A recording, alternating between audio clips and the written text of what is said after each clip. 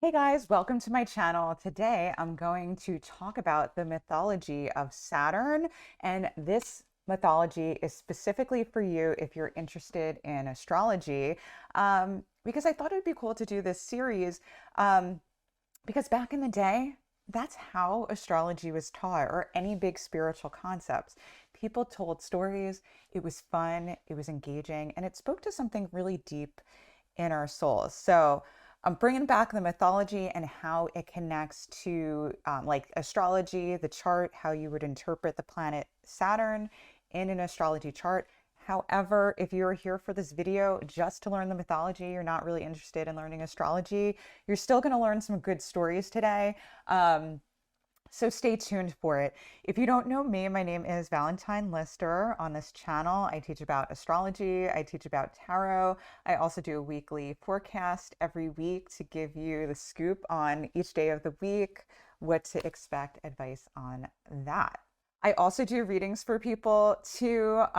So if you're interested in learning more about me and my services, you can go to my website, valentinelister.com. I am going to put a glyph up here. A glyph is a symbol for the planet, and this is the glyph for the sign of Saturn. And so that's what it's going to look like if it's in an astrology chart.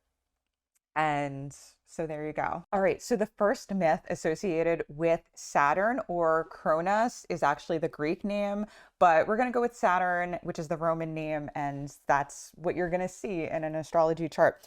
The myth has to actually do with his parents and how Saturn helped out his mom. Cool son. So basically, like at the beginning of the world, there was the Earth, named, it's like G or Ga. I'll say G. I'll call her a big G because she's like the big bad mama of the Earth. Okay, and then we had Uranus, who was the god of the sky. And so Uranus would come down to G and they would make love, and like he would create babies, but he was not having it. All he wanted to do was like get laid. So he was like, you know what? Let's stuff these babies back down into the earth. I don't want to grow. I just want to be free and liberated and just do my own thing. So don't expect anything from me, like, mama. I'm just here to hit it and quit it. So basically, this was really painful for G, who was the earth, right? And she wanted to like produce her offspring and have them grow and grow physically, but she couldn't because they were stuffed down into her body. So she went through these aches and pains, just feeling these children wanting to grow out of her. It kind of speaks to like the creative process or actually having a baby or something for anybody who's experienced that. So her boy Saturn helped her out. So he took a sickle. I don't have a sickle. I just have a plastic axe here. This is a toy, it's a little firefighter toy from my daughter. And so he was like, I'm going to get dad where it really hurts. G was like, I need to give birth to these children. Saturn, help me out. So one day he like confronted his dad, maybe after like a rendezvous with his mom, and he castrated him. So he cut off his genitalia. And so from that, what happened was he actually, there were like blood droplets that fell onto the ground and they turned into the Furies. So those were the goddesses of like revenge and like an eye for an eye justice. And the rest of his genitalia landed in the sea, and like turned into the sea foam and then turned into the goddess Aphrodite, or Venus. So it's interesting here with this story and how it ties into the meaning of Saturn is that Saturn originally was a god of agriculture. And so he was like kind of like the god of the harvest. He was associated with like the winter grain sowing. So people would work hard all year to get these like crops to grow. And then at the end of the year, they would harvest it and they would celebrate, and they'd have a big raunchy festival thing, like think like spring break, like times 10. It would be super wild. There would be debauchery, drinking, probably people making love all over the place. Also, that day the slaves were free. So unfortunately, slavery was a thing during Saturn's time, but on the Saturnalia festival, people were free. So this actually does line up with Christmas. A lot of people think that, you know, Christmas should be like a Jupiter holiday, Sagittarius holiday, and there's a good point to that.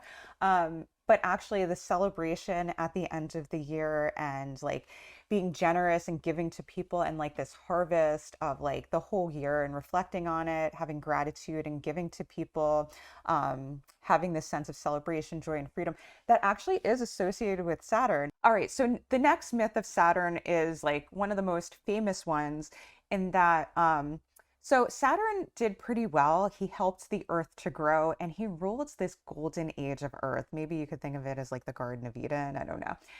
And he loved the Earth. He loved to make things grow. And it was a very good time.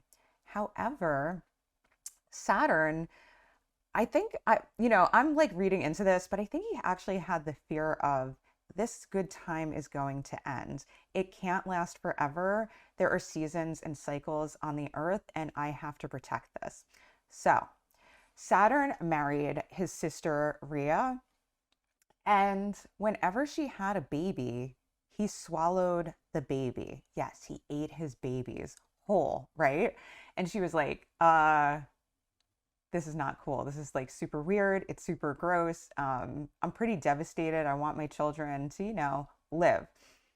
So she went to her mother, G, that Earth mama of Saturn. And she was like, yo, your son is eating all my babies. You got to help me out. So G was like, no problem. I have a plan for you. So Rhea gave birth to her son, Jupiter or Zeus. I'm going to use the Roman names again for the chart. So she gave birth to Jupiter or Zeus. And so G carried him off to like some lands where he was like raised by like an earth goat. And this earth goat's name was named Amalthea. And she raised Jupiter. And what Rhea did after she gave birth is or I think her mom, G, brought over a stone to Saturn. And she was like, here's your baby. And he was so stupid. He didn't even look. He didn't even care about his kids enough to like look at their face. So he didn't. So he swallowed the baby and he swallowed a big stone.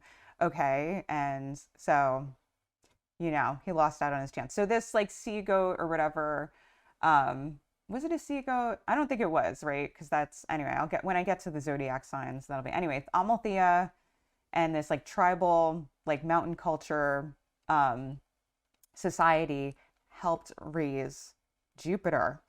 And so Jupiter comes back one day and he beguiles Saturn. And I love that. So actually in the history books, they use the word beguile, not he just came and fought his dad. But he beguiled him. So if you want to know also the resources in the books I'm getting these stories from, I have that link in the description below. But what I love about that is that he actually like sweet talked Saturn into throwing up the rest of the children. And the rest of the children, so I'm going to look at my notes here so I get them all. It was Poseidon, who's Neptune, Hades, who's Pluto, Hera, who's also Juno, Demeter, I forget her other name because people usually go by Demeter, and Hestia.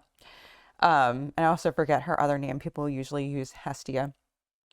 And so he got his dad, Saturn, to just throw up all the babies. He like loosened him up and he was like, okay, all right, I can do this.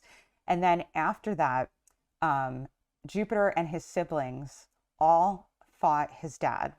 And they fought more with like these sky, like gods and goddesses. And then Saturn fought with like, I believe it was like the Titans and all of these he was with the Titans and Jupiter was with the Cyclops. And so Cronus was with like all of this like earthy energy. And basically like Jupiter, of course, won because he became head honcho of the gods, and Jupiter is the god of lightning coming down from the sky. So he won. So anyway, so this is like another signification of how scared with Saturn and the planet Saturn, any placements in interpreting it, how scared Saturn can be with losing a good thing, right? So you can have up all your resources, things are going well, but with Saturn, he's always thinking about the shoe dropping on the other foot, like, or one of the shoes, I think it's like the shoe drops the other foot, right? He was scared that this golden age would end, that his kids would like overtake him or not follow things correctly, and the golden age would be destroyed, that his children would not be able to maintain it. And so the imagery of Saturn just eating his children is not about him actually like murdering his children. Although back in the day, actually, like people were overthrown by their children. So there was a lot of like patricide and like homicide in the family because people wanted to maintain their rulership and they were afraid that a family member would take over. So it could mean that. But I think in the modern day, it more so means how we have the tendency to suffocate our creations or the good things, how like we may be scared to take risks or chances, like with our job, for example, because we're like, if we go to another job, we don't know if it's going to be as good. And we know like we can go to this job, we can pay our bills, we can survive. So it's being afraid to take risks because we don't know what's going to happen and we don't want to risk it. We want to be secure. So that's all of the myths I have about Saturn. There's only a few of them. I hope you enjoyed this video. If you did, this is just a quick reminder to like, subscribe, hit the bell to be notified, share this video out, and I will see you guys really soon. Love you. Bye. If you like this video, make sure to like, subscribe, and hit the bell to be notified for whenever I release a new video every single week.